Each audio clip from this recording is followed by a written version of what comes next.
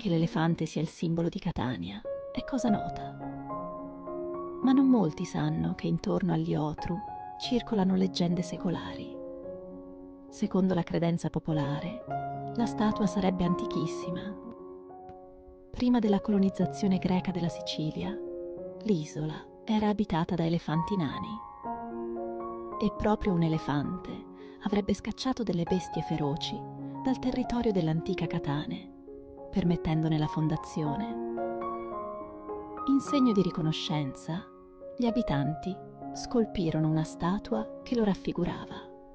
Secondo il geografo arabo Idrisi, che giunse in Sicilia nel XII secolo, gli antichi abitanti di Catania consideravano l'elefante un simbolo di protezione contro le eruzioni dell'Etna. Un'altra leggenda collega l'elefante in pietra con il mago e alchimista Eliodoro. Lo stesso nome Liotru sarebbe una storpiatura di quello dell'antico mago burlone che, secondo le credenze popolari, tormentava i catanesi con le sue stregonerie.